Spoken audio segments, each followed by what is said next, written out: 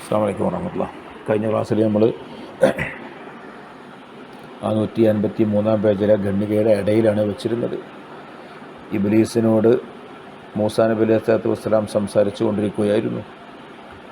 ഇബ്ലീസ്, ഞാനൊരു മനുഷ്യൻ്റെ മേലെ ആധിപത്യം ചെലുത്തുന്നത് എങ്ങനെയാണ്? അവൻ്റെ സ്വന്തം നഫ്സ് അവനെ റുജുബിലാക്കുകയും അമലിനെ വലുതായി കാണുകയും സ്വന്തം ദോഷങ്ങളെ മറന്നു കളയുകയും ചെയ്യുമ്പോഴാണെന്ന് പറഞ്ഞു. എന്നിട്ട് പിന്നെ മൂസാ നബിനോടൊരു ഉപദേശം കൊടുക്കുകയാണ് ഇബ്ലീസ്. വൗഹദ്ദിറുക സലാസൻ, ഞാൻ 3 കാര്യങ്ങൾ നിങ്ങളെ പേടിപ്പിക്കുന്നു. 3 കാര്യത്തിൽ ഞാൻ നിങ്ങളോട് ശ്രദ്ധ ചെലുത്താൻ വേണ്ടി പറയുന്നു. ഇബ്ലീസ് എന്നെ പറഞ്ഞു കൊടുക്കുകയാണ്. അപ്പോൾ മൂസാ നബിനെ പേടിപ്പിക്കാൻ അപ്പോൾ ഇബ്ലീസിന് എന്താണ് കഴിയില്ലല്ലോ. അപ്പോൾ ഉള്ള കാര്യം പറഞ്ഞു കൊടുക്കുകയാണ്. 3 കാര്യം ഞാൻ നിങ്ങളെ ശ്രദ്ധിക്കാൻ വേണ്ടി പറയട്ടെ. 1, ലാ തഖ്ലു ബിംറഅത്തിൻ, ഒരു സ്ത്രീയുടെ കൂടെ നിങ്ങൾ ഒറ്റയ്ക്കിരിക്കരുത്. ലാ തഹല്ലുലക, നിങ്ങൾക്ക് അനുവദനീയമല്ലാത്ത, നിങ്ങളുടെ മെഹറമല്ലാത്ത ഒരു സ്ത്രീയുടെ കൂടെ നിങ്ങൾ ഒറ്റയ്ക്കിരിക്കരുത്. മൂസാ നബിനോട് ഇബ്ലീസ് ചെയ്യുന്ന ഉപദേശം അത് ഓരോ മനുഷ്യന്മാർക്കും ബാധകമാണ്. എന്താ കാരണം? ഫൈന്നഹുമാ ഖലാ റജുലുൻ മിൻ ഇംറഅത്തിൻ, ഒരു പുരുഷനും തന്നെ ഒരു പെണ്ണിൻ്റെ കൂടെ ഒറ്റയ്ക്കിരിക്കുകയില്ല.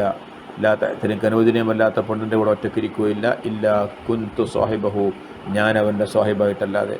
ദൂന അസ്ഹാബി, എൻ്റെ അസ്ഹാബൊന്നുമല്ല, എൻ്റെ അനുയായികളല്ല, ഞാൻ തന്നെ അവിടെ ഉണ്ടാവും. വലിയ ഇബ്ലീസ് വലിയ മൂപ്പൻ തന്നെ പറയണം.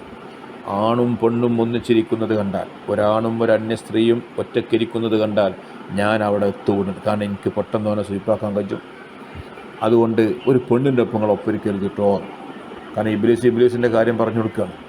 ഹത്ത അഫ്തനഹു ബിഹ, ഞാൻ ആ പെണ്ണിനെ കൊണ്ട് ആ പുരുഷനെ ഞാൻ സ്വീപ്പുണ്ടാക്കും, ഞാൻ ഫിത്തനയിലാക്കും. ഞാൻ തന്നെ അവിടെ ഇറങ്ങും. എൻ്റെ അനുയായികളൊന്നും അല്ല വരിക. എൻ്റെ അസ്ഹാബ്, എൻ്റെ അനുയായികളാകുന്ന എൻ്റെ ശിങ്കിടികളുണ്ട്, അവരെയൊന്നും അല്ല പറഞ്ഞേക്ക്, ഞാൻ തന്നെ അങ്ങോട്ട് ഇറങ്ങും എന്ന് ഇബ്ലീസ് പ്രത്യേകം പറഞ്ഞു കൊടുക്കണം. 2ാമത്തെ കാര്യം പറഞ്ഞു കൊടുത്തു. വലാ തുഅഹദുല്ലാഹ അഹദൻ, നിങ്ങൾ അള്ളാഹിനോട് നിങ്ങളൊരു കരാർ ചെയ്യരുത്. ഇല്ലാ വഫൈത ബിഹി, അത് നിങ്ങൾ നിർവഹിച്ചിട്ടല്ലാതെ. നിങ്ങൾ വല്ല കരാറ് നിങ്ങൾ അള്ളാഹിനെ പിടിച്ച് നിങ്ങൾ ചെയ്യുന്നുണ്ടെങ്കിൽ ആ കരാറിനെ നിങ്ങൾ പാലിക്കണം. അത് പാലിക്കാതിരുന്നാൽ എൻ്റെ പണി പിന്നീട് നടക്കുമെന്നർത്ഥം. വലാ തുഖ്രിജന്ന സദഖത്തൻ, നിങ്ങളൊരു സദഖയെ നിങ്ങൾ കൊടുക്കരുത്. ഇല്ലാ അംളൈതഹ, നിങ്ങളത് ഇംലാ ചെയ്തിട്ടല്ലാതെ. സ്വതക്കനെ ഇംലാ ചെയ്യുക എന്ന് പറഞ്ഞാൽ നമ്മൾ ഒരു സ്വതക്ക ഒരാൾക്ക് കൊടുത്താൽ അത് വിടുക, പിന്നെ മനസ്സിലാക്കണം. 2 നിലക്കുണ്ടതിൻ്റെ അർത്ഥം. നമ്മളൊരു സ്വതക്ക കൊടുക്കുമെന്ന് നമ്മളോട് പറഞ്ഞാൽ അത് വേറെ കൊടുത്ത് തീർക്കുക. പിന്നെ ഇങ്ങനെ അത് ആലോചിച്ചാൽ ഇനിയിപ്പോൾ കൊടുക്കണോ വേണ്ടേ, അല്ലെങ്കിൽ അത്ര വേണോ ഇത്ര വേണോ, ഇതൊക്കെ പിന്നെ നമുക്ക് ചിന്ത വരും. അപ്പം നമ്മൾ ഇങ്ങനെ കൊടുക്കുകയെന്ന് വെച്ചാൽ വേണ്ട കൊടുക്കുക, പിന്നെ കാത്തുക്കാതൊക്കെ. കാരണം കൊടുക്കാമെന്ന് നമ്മൾ പറഞ്ഞോ അല്ലെങ്കിൽ തീരുമാനിച്ചോ, അപ്പം കൊടുത്തില്ലെങ്കിൽ പിന്നെ ഇബ്ലീസ് അവിടെ ഇറങ്ങും സ്വീപ്പുണ്ടാക്കാൻ. ഇജ്ജ് കൊടുക്കണ്ട കേട്ടോ, ഇജ്ജ് കുടുംബട്ടോ, എനിക്കത് ആവശ്യമുണ്ടാവും, മറ്റന്നാൾ എനിക്ക് ആവശ്യമുണ്ട്, അടുത്ത കൊല്ലം എനിക്ക് ആവശ്യമുണ്ട്, മകളെ കെട്ടിച്ചാണ്ട് ഇതൊക്കെ പറഞ്ഞുതരും. ഇത് രീതിയാണ്. അതല്ലെങ്കിൽ നമ്മൾ കൊടുത്തത് പിന്നെ ചിന്തിക്കാതെ കൗന്തിപ്പെടും. നമ്മളോട് കൊടുത്ത് പിന്നെ അത് ആലോചിച്ചിരിക്കരുത്, ഞാൻ മൂപ്പർക്ക് ഇത്ര കൊടുത്താണ് എപ്പോഴും നമ്മളെ മനസ്സിലിങ്ങനെ ഉണ്ടാവും. അത് ഉണ്ടാവരുത്. അപ്പോഴാണ് സ്വതക്കൻ്റെ കൂലി ഉണ്ടാവുക. 2 അർത്ഥം ഇതിനുണ്ട് നോക്കണം. അപ്പോൾ ഫൈന്നഹു മാ അഖ്റജ റജുലുൻ സ്വതക്കത്തൻ, ഒരു മനുഷ്യനും തന്നെ അവൻ്റെ സ്വതക്കനെ അവൻ ഇഖ്റാജ് ചെയ്തിട്ടില്ല, ഇങ്ങോട്ട് ഇംലാ ചെയ്തിട്ടില്ലെങ്കിൽ, അവൻ കൊടുക്കാൻ വേണ്ടി ഒരുങ്ങിയ പക്ഷേ കൊടുത്തില്ല. അങ്ങനെ വന്നാൽ ഇല്ലാ കുന്തു സാഹിബഹു, ഞാൻ അവൻ്റെ കൂട്ടുകാരനാവും. ദൂന, എൻ്റെ അസ്ഹാബൊന്നുമല്ല, ഞാൻ തന്നെ ഇറങ്ങും. നേരത്തെ പറഞ്ഞ മാതിരി. ഹത്ത വഹബ്ബില ബൈനഹു വബൈനൽ വഫായി ബിഹ, അവൻ്റെയും ആ സ്വതക്കം നിർവഹിക്കുന്നതിൻ്റെയും ഇടയിൽ ഞാൻ വന്ന് ഇടയിൽ നിൽക്കും. ഞാൻ സമ്മതിക്കൂല. എന്തെങ്കിലും തോന്നിപ്പിച്ചിട്ടും പറഞ്ഞിട്ടും ആ സ്വതക്ക ഞാൻ പിന്മാറ്റും. ഈ 3 കാര്യങ്ങൾ ഇബ്ലീസ് ശൈത്താനെ പറഞ്ഞു കൊടുത്തിട്ട് സുമ്മവല്ല, അവൻ പിന്നെ പോയി. അവൻ പറഞ്ഞ് ഇബ്ലീസ് പോയി. പോകുമ്പോൾ ഇബ്ലീസ് പറയാം, വഹുവ യഖൂലു യാ വൈലത്താ അലിമ മൂസ മാ അഖ്ദഅ ബിഹി ബനി ആദം. യാ വൈലത്താ, എൻ്റെ നാശമേ, കട്ടകാലായിപ്പോയല്ലോ, പറഞ്ഞ് മാണ്ടില്ലേനില്ലോ. ഇബ്ലീസ് പറയണം, മൂസ മനസ്സിലാക്കിയല്ലോ, മാ അഖ്ദഅ ബിഹി ബനി ആദം, മനുഷ്യ മക്കളെ ഞാൻ പയപ്പിക്കുന്നത് എങ്ങനെയെന്ന് മൂസ മനസ്സിലാക്കി പോയല്ലോ. മാണ്ടില്ലേനി, പറണ്ടില്ലേനി എന്ന് പറയും നമ്മളെ പച്ച മലയാളത്തിൽ പറഞ്ഞാൽ. അതും പറഞ്ഞാൽ ഇബ്ലീസ് ഇങ്ങനെ പോയി. അയ്യടാ പറഞ്ഞിട്ട്, ഞാനിപ്പം മൂസക്ക് ഇതൊക്കെ പറഞ്ഞു കൊടുത്തല്ലോ, മാണ്ടില്ലേനിട്ടോ എന്നും പറഞ്ഞാൽ ഇബ്ലീസ് പോയി. നമ്മളെ വിഷയം കേൾക്കുന്നത് കൂടെ വെച്ചാൽ ഈ ഇബ്ലീസ് തന്നെ മൂസാ നബിയോട് ഈ 3 കാര്യം പറഞ്ഞെടുത്ത് 1ാമത്തെ കാര്യമായി പറഞ്ഞത്, ഒരു പെണ്ണിൻ്റെ കൂടെ ഒറ്റയ്ക്ക് നീ ഇരിക്കരുത്. അങ്ങനെ ഒരാണും പെണ്ണും ഒറ്റയ്ക്കിരുന്നാൽ അവിടെ 3ാമനായിട്ട് ഞാൻ തന്നെ രംഗത്തിറങ്ങും, എൻ്റെ അനുയായികളല്ല, ഞാൻ തന്നെ രംഗത്തിറങ്ങും എന്ന് പറഞ്ഞു. ഇനി അടുത്ത ഖണ്ഡിക ശ്രദ്ധിക്കാം. അപ്പോൾ നമ്മൾ ഷഹ്വത്തുൽ ഫർജിനെക്കുറിച്ചാണ് നമ്മൾ പറഞ്ഞുകൊണ്ടിരിക്കുന്നത്. ഷഹ്വത്തുൽ ഫർജിൻ്റെ വിവിധ പ്രശ്നങ്ങൾ പറയുകയാണ്. ഇനി വഖദ് യന്തഹിൽ അമ്രു, ചിലപ്പോൾ കാര്യം എത്തിപ്പെടും, ബി സാഹിബി ഷഹ്വത്തി, ഈ ഷഹ്വത്തുള്ള ആളിൽ, ഇലാ അൻ യാഷിഖ മഹല്ലം മഖ്സൂസൻ, അവൻ ഒരു പ്രത്യേക സ്ഥലത്തെ ഇഷ്ക് വെക്കുന്നതിലേക്ക്. എന്നിട്ട് ഫലാ യുരീദു ഖളാ അൽ വത്തരി, അവൻ്റെ ആവശ്യ നിർവഹണത്തെ അവൻ ഉദ്ദേശിക്കുകയില്ല, ഇല്ലാ മിൻഹു, ആ മഹലിൽ നിന്നല്ലാതെ. ഇത് മനുഷ്യൻ എത്തിപ്പെടുന്ന മറ്റൊരു ദുരന്തമാണ്. ഷഹ്വത്ത് അങ്ങോട്ട് കൂടിയാൽ നമ്മൾക്കുണ്ടാവും ചില ആളുകളെ അങ്ങോട്ട് സ്നേഹിക്കുക. അപ്പം ഒക്കെ ഇന്നത്തെ കാലത്ത് പെട്ടെന്ന് പറഞ്ഞാൽ മനസ്സിലാവും. ഏതോ ഒരാളെ പ്രേമിച്ചു, ഇനി ഓളെ കിട്ടിയാൽ മാത്രമേ ഇവൻ്റെ ഷഹ്വത്ത് അടങ്ങൂ. എന്ത് പിരാന്താണ്! അതായത് ഒരു മനുഷ്യനെ സംബന്ധിച്ചിടത്തോളം അവന് വിവാഹം ചെയ്യുന്ന സമയത്ത് ഓനൊരു പെണ്ണിനെ കിട്ടണമല്ല, വേറെന്താ, ഓൻ ഏതോ ഒന്ന് കണ്ടുവെച്ചാണ് ചെറുപ്പത്തിൽ, ഞാൻ അതെന്നെ കിട്ടിയാലേ ഓൻ്റെ ആവശ്യം നിർവഹിക്കുള്ളൂ എന്ന് തോന്നുന്നത് തന്നെ വിട്ടിത്തല്ലേ. നോക്കൂ, വഹുവ സിയാദത്തുൻ ഫിൽ ബഹീമിയ, അത് മനുഷ്യൻ്റെ മൃഗീയതയുടെ സിയാദത്താണ്. മൃഗീയതേൻ്റെ അങ്ങേപറ. മൃഗങ്ങൾക്ക് പോലും അതില്ല. ആലോചിച്ച് നോക്കണം. കാരണം മൃഗത്തിന് വേറെ ഒരു ധാർമ്മികതയും ചിന്തിക്കാനില്ല, ഒരു നൈതികതയും ആലോചിക്കാനില്ല. പക്ഷേ ആ മൃഗം എന്താ ചെയ്യുക? ആ മൃഗം ഇങ്ങനെ ഏതോ ഒരു മൃഗത്തിനെ കണ്ട് അതിൻ്റെ പിന്നാലെ അങ്ങനെ പോകല അല്ലല്ലോ. മൃഗത്തെ സംബന്ധിച്ചിടത്തോളം മൃഗത്തിന് അത്രേ നോക്കേണ്ടിയുള്ളൂ. അതിൻ്റെ ഷഹ്വത്ത് നിർവഹിക്കണം. അതാരെ കണ്ടാച്ചാൽ അതിനുപയോഗിച്ചിട്ട് ഷഹ്വത്ത് നിർവഹിക്കും. എന്നിട്ട് ഇവൻ എന്ത് ചെയ്യാണ്? ഇവൻ അതിനേക്കാളും വലിയ കട്ടകാലത്തിൽ പെടുകയാണ്, അതിനേക്കാളും വലിയ ദുഷിക്കുകയാണ്. അതായത് ഇവനേതോ ഒന്ന് കണ്ടുവെച്ചിന് അതന്നെ വേണം, എന്ത് അതില്ലെങ്കിൽ വേറൊന്ന് വേണം, വേറെത്താ. അപ്പം എന്ന് പറഞ്ഞാൽ കണ്ട പിന്നെ എല്ലാവരും പിന്നാലെ പോകാന്നല്ലേ പറഞ്ഞതിൻ്റെ അർത്ഥം കേട്ടോ. അത് മനസ്സിലാക്കണം. അതായത് നമ്മൾ മനുഷ്യനെ വിവാഹം ചെയ്യണം, വിവാഹം ചെയ്യാൻ ഒരു സ്ത്രീ വേണം. അതിന് നമ്മളേതോ ഒന്ന് കണ്ടുവെച്ച് അതായ പിന്നെ അത് കണ്ട് കിട്ടിയില്ലെങ്കിൽ ഓനാകെ ടെൻഷനായി, ഭ്രാന്തായി, അസുഖമായി. ഈ അവസ്ഥ ഇത് മനുഷ്യൻ്റെ ഭ്രാന്തിൻ്റെ അവസ്ഥയാണ്. അത് മനുഷ്യൻ്റെ മൃഗീയതയുടെ പിന്നെ ഉലായിക്കൽ അന്നാമി ബലുഹും അല്ലല്ലെന്ന് ഖുർആൻ 1-2 സ്ഥലത്ത് പറയുന്നുണ്ടല്ലോ. അവർ പിന്നെ അന്നാമിനെ പോലെയാണ്, മൃഗങ്ങളെ പോലെയാണ്, അതിനേക്കാൾ മോശമാണ് എന്ന്. ആ അവസ്ഥയാണ് ശരിക്ക് വഹുവ മദ്മൂമൻ, അത് ആക്ഷേപിക്കപ്പെട്ട കാര്യമാണ്. അപ്പോൾ ചുരുക്കി പറഞ്ഞാൽ ഫൽ ഇസ്രാഫ് അബദൻ മദ്മൂമൻ, ഈ ഇസ്രാഫ് എവിടെയും മദ്മൂമാണ്.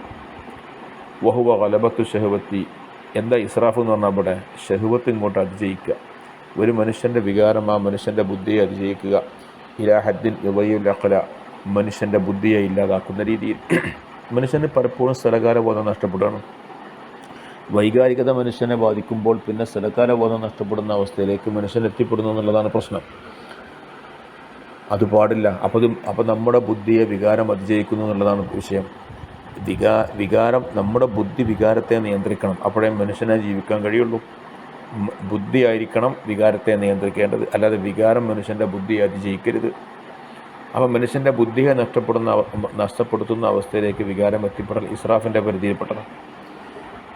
എന്നാൽ ഒരു മനുഷ്യൻ്റെ വികാരത്തെ പറ്റില്ലാതാക്കാൻ പറ്റുമോ? അത് പറ്റൂല. വഅദമുഹാ ബിൽ കുല്ലിയ, പൂർണ്ണമായിട്ട് വികാരത്തെ ഇല്ലാതാക്കൽ. ഫി ഹഖ്ഖൽ ഇന്നീനി ഐളൻ, ഇന്നീനിൻ്റെ കാര്യത്തിൽ പോലും മദ്മൂമാണ്. ഇന്നീൻ എന്ന് പറഞ്ഞാൽ ലൈംഗിക സ്വാധീനമില്ലാത്തയാൾ, ഒരാൾ ലിംഗത്തിനൊരു സ്വാധീനവുമില്ല നോക്കുക, അങ്ങനത്തെ ഒരാൾ. അങ്ങനത്തെ ആക്കും വികാരത്തെ പൂർണ്ണമായി ഇല്ലാതാക്കാൻ പറ്റില്ല. കാരണം അവന് ലൈംഗികമായിട്ടുള്ള അസുഖമാണത്. ആ അസുഖം മാറിയാലോ? അപ്പോൾ അവന് വികാരം ആവശ്യമല്ലേ? അപ്പം അങ്ങനത്തെ ഒരാളാണെങ്കിൽ പോലും വികാരത്തെ പൂർണ്ണമായി ഇല്ലാതാക്കാൻ പറ്റില്ല. കാരണം ഖൈറുൽ ഉമൂരി ഔസാത്തുഹ, ഏത് കാര്യത്തിലും ഖൈർ അതിൻ്റെ മധ്യനിലയാണ്. അപ്പം മനുഷ്യൻ വികാരം ഭയങ്കര പ്രശ്നമാണ്, അതാണ് എല്ലാ നാശത്തിനും കാരണം. അതുകൊണ്ട് എനിക്കിഞ്ഞ് വികാരം തന്നെ വേണ്ടെന്നാണ്, അതോട്ട് ഒഴിവാക്കി, ചെയ്യാൻ പാടില്ല. എന്നാൽ അത് വിചാരിച്ചിട്ട് മനുഷ്യന് വികാരം തന്നെ മനുഷ്യന്മാർക്കുള്ളതാണ്, അള്ളാഹ് പഠിച്ചതാണ്, അതുകൊണ്ട് പിന്നെ ഞാൻ വികാരം പിന്നെ പൂർത്തിയാക്കാൻ വേണ്ടി അങ്ങോട്ട് ഇറങ്ങട്ടെ നീ എവിടെ കണ്ടാലും, അതും പറ്റൂല. വസ്തിൻ്റെ നിലയിൽ, മധ്യനിലയിൽ അതായിരിക്കണം. മനുഷ്യൻ്റെ വികാരത്തെ പൂർണ്ണമായി ഇല്ലാതാക്കാൻ പാടില്ല, എന്നാൽ വികാരത്തിന് വേണ്ടി ശമനത്തിന് വേണ്ടി മാത്രം ജീവിക്കാനും പാടില്ല. അപ്പോൾ അതിന് അവന് ഒരു നിയമപരമായ വഴി വേണം. ആ ഒരു റൂട്ടുണ്ട്, അവിടെ മാത്രം അതിനെ ഉപയോഗപ്പെടുത്തണം. അങ്ങനെ അതാണ് ഖൈറുൽ ഉമൂരി ഔസാത്തുഹ. വമഹ്മാസാദത്തിൽ ഹദ്ദു, മഹ്മാസാദത്ത് അലൽ ഹദ്ദി, പരിധിൻ്റെ അപ്പുറത്തേക്ക് അത് കൂടുമ്പോൾ, അതിൻ്റെ അപ്പുറത്ത് നിൻ്റെ വികാരം എത്തിക്കഴിഞ്ഞാൽ നിനക്ക് ഒരിക്കലും സാധിക്കുന്നില്ല. ഭയങ്കരമായ വികാരത്തള്ളിച്ചയാണ്. നിനക്കൊരു ഭാര്യയുണ്ട്, അതുകൊണ്ടൊന്നും നിൻ്റെ വികാരം ശമിപ്പിക്കാൻ നിനക്ക് സാധിക്കുന്നതല്ല എങ്കിൽ ഫക്സിർഹാ ബിൽ ജൂഅ്, നീ ജൂഅ് കൊണ്ടതിനെ പൊട്ടിക്കണം. നീ എന്ത് ചെയ്യണം? വിശക്കാൻ തയ്യാറാവണം. പള്ള വെച്ചാൽ കുറേ കാര്യങ്ങളൊക്കെ നിൽക്കും. ഈ വയറ് നിറഞ്ഞു കിടക്കുമ്പോഴാണ് നമുക്ക് എല്ലാ തോന്നലും ഉണ്ടാവുക. അപ്പം വിശപ്പിന് നീ പ്രാധാന്യം കൊടുക്കണം. വിശന്നുകൊണ്ട് അതിനെ നീ പൊട്ടിക്കണം. ഔ ബിൻ നിക്കാഹി, അല്ലെങ്കിൽ നിക്കാഹ് കൊണ്ട് പൊട്ടിക്കണം. രണ്ട് നിലക്കുണ്ട്. നിനക്ക് നീ വിവാഹം ചെയ്യാത്തവനാണ്, നീ വികാരമുണ്ട്, അത് നിയന്ത്രിച്ച് പോയാൽ ശ്രദ്ധിക്കാതെ പക്ഷേ ശ്രദ്ധിക്കാൻ നിൽക്കാൻ കഴിയണില്ല. ഭയങ്കരമായ വികാരം തള്ളിച്ചാൽ ഒരു നിലക്കും നിയന്ത്രിക്കാൻ കഴിയണില്ല. എന്നാൽ കൊണ്ടിടണം, പെട്ടെന്ന് വിവാഹം ചെയ്യണം, അതേ പറ്റുള്ളൂ. അല്ലാതെ മറ്റു വല്ല വഴികളിലേക്കും നീങ്ങാൻ പാടില്ല. ഒരു വിവാഹം ചെയ്തിട്ടൊന്നും നിയന്ത്രിക്കാൻ കഴിയണില്ല, അതുകൊണ്ടൊന്നും അവൻ്റെ വികാരം രണ്ടാമത്തെ വിവാഹം ചെയ്യണം. ഇങ്ങനെ നിക്കാഹ് ചെയ്തുകൊണ്ട് ആ വിഷയം എന്ത് ചെയ്യണം? പരിഹരിക്കണം എന്നർത്ഥം. അതല്ലെങ്കിൽ വിശക്കാൻ തയ്യാറാവണം. പള്ള തിന്നാതെക്കുക. നല്ല വിശപ്പ് വരുമ്പോൾ വികാരം കടുപോവും.